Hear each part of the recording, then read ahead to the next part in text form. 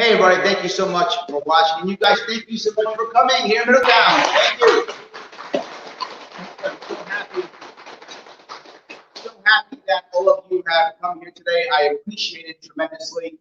You know, right now, I'm crossing the state yet again. This is but the fourth or fifth time I've forgotten so many times to cross this glorious state. I want us to understand that every time I cross this state, I'm trying my best to not only highlight what's happening in this state, but also to highlight the people in this state, the people who are having issues and concerns, who don't want to leave this great state of New York, who want to make a change and make things better. Those are activists all around, but they're also the individual candidates who are trying to not just do the same old left-right paradigm, Democrat, Republican, not just do that, but actually make real change. People who have actual answers at a local level that can make lives better so that people don't leave this state. And I'm so happy today that I actually have somebody here who is thinking exactly that. I have with me someone right now who is trying to run for alderman of Ward 4 in Middletown, New York. He is someone who said, I want to make things better. First, he wanted to make sure things were just kind of okay. And then he realized, wait a minute, I can make an actual change. I'm so happy to have with me a man that I hope you'll enjoy as much as I do, running now for alderman, Juan Ayala.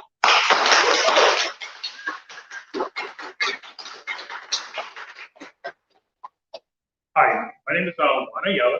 I'm a longtime city resident. I came up here before a graduate of high school in Orange, and I've been an IT professional for 2 years. And actually, Larry hit it on the spot here.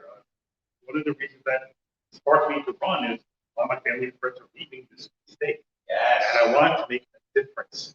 And I said, well, let me start by being an alderman and do some research. And I found out that basically the city government runs okay, and they don't communicate what they're doing.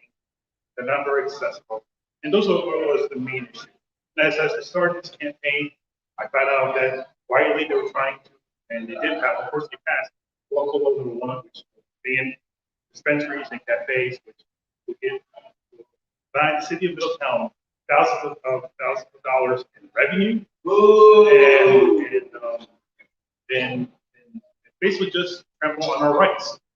So, I'm hoping to give you, for the first time in about 6 years, you'll actually have an option instead of the old same incumbents that have been running for alderman. Yes. And I want you to give you a chance to try to earn your vote and vote for me on November 2nd.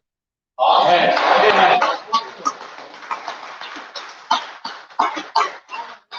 Quick question.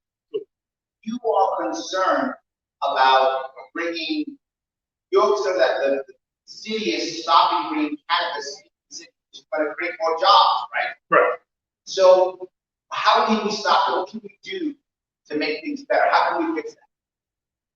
Well, unfortunately, they did pass local law number 1. So hopefully, as an alderman, I'll bring back. We do have the option to undo that law. Oh, we do. Okay, yeah, good. it's basically to bring it up.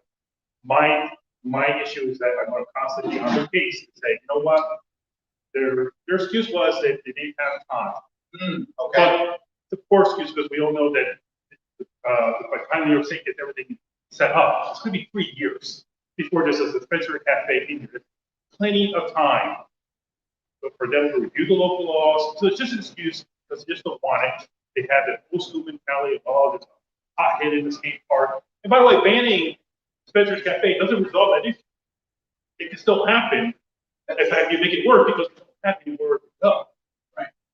And there was incentives in the bill to help the brown and black communities to incentivize. That's also gone. So, as alderman, I'm going to bring that up. I'm going to bring it to vote, even if I have to go out there again and get signatures and get it on the ballot. So we could bring it back and do it, but they still have that old school idea of marijuana, not knowing that it's great product that can help people, especially right now. Personally, I have some family members are going through tough times medically, and it is a safe, ultimate option instead of taking some hard narcotics. And I would love to have that option here in the city of Middletown, but they wouldn't unfortunately, no. Thank you. Yeah, I have a question.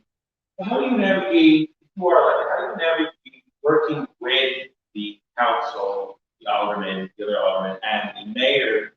And what sort of relationship, I'm sure you've been to city meetings, or city council meetings, what sort of relationship exists between the aldermen? Correct, they're all Democrats. They're all, yeah, they pretty much vote, for the mayor. And honestly, even if I don't win a debate, I want to at least bring that debate to the public, because I don't think they're realizing it. Most of the meetings are like 20, 30 minutes. They go through, check, we're here, and so when they had the meeting, the public hearing for cannabis, local number 1, that house was filled, and that meeting took 2.5 hours. Wow. And what happened? The next week, the mayor goes, he called us out. It was all a bunch of libertarians showed up, and he totally dismissed all the city residents. Came up to that group, gave them good reasons to opting out. And he says, "What do you listen to?" It was very dismissive. Okay. Now I understand if I do get elected alderman, it's going to be a tough road, but I think. Actually, I think Larry said it very well one time. You don't have to agree with me 100% of the time. Agree with me 80% of the time, we can work out. Like I said, for example, the mayor's concern is public consumption. I said, well, that has nothing to do with dispensaries. Okay, it's still legal, and I understand there are examples of Colorado removing public consumption from their laws. But I'm willing to work on that part. But let's have people have access to safe, legal cannabis that they can use at home or in the cafe. You don't want it in public, then give them options. So I'll try to convince their minds. And I think quite a few, actually even the aldermen, I think we're leading on things we're voting no, but I think we have to challenge the mayor a little bit more. We have to represent our board a little bit better. We have to communicate a bit better.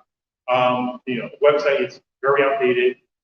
There's no reason why they can't have a Facebook, Instagram account, and they didn't understand. I mean, I know there were residents who were upset because they changed the way they were doing the garbage pickup, and now they have these large cans with the machines picked up. But residents were pissed off that they went out and bought $200 on new garbage cans that they can't use now. Mm-hmm. But if they communicate, hey, it's like a new program, we got some new dump trucks, they have to be able to do that. They have to tell the residents, hey, we know we're paving roads, we're going to get to the road next year, or we're following stuff. It's none of that available. It's all dumped on the website. It's very hard to navigate. Little things like that, and stuff like that. Question. Yes. Is yours a two-way race, and is it like the constituents vote for 2 out of 3 candidates, or how You can vote. You can, yeah. It's for alderman. It's the race against 2 others. So it's the top 2 get selected. You can vote for 1 or 2. I mean, you can vote for 3, but you vote for 1 or 2. Right, so you vote for 1 and 2, and the top 2 vote getters, they win. Absolutely. Got it. Wow. How many are in your race? How many are in your race? How many? The 1 year, 2, 3. There's 3 people. 3 in the race. So you just got to beat 1 person. Yeah, only 1 person. Yes. I love that.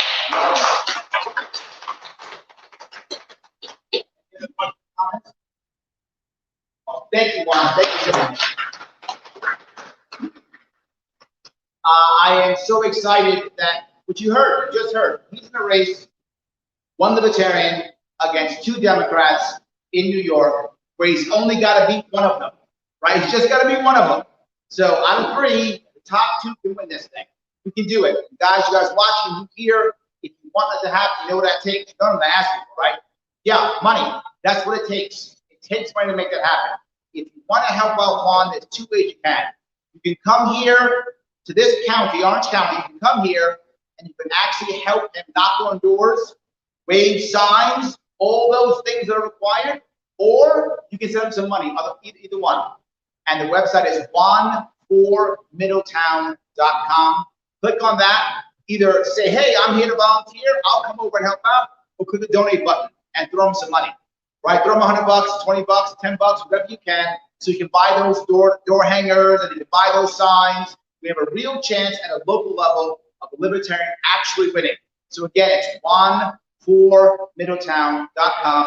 Give if you can give, or if you're local, show up. Even more important, show up. If you can show up, if you're watching and you're in this area, show up. It matters so much. People have to see it. He's got to knock on doors. It's a local election, 4-4, 2 out of 3 win. Guys, thank you so much for coming. Thank you all for watching.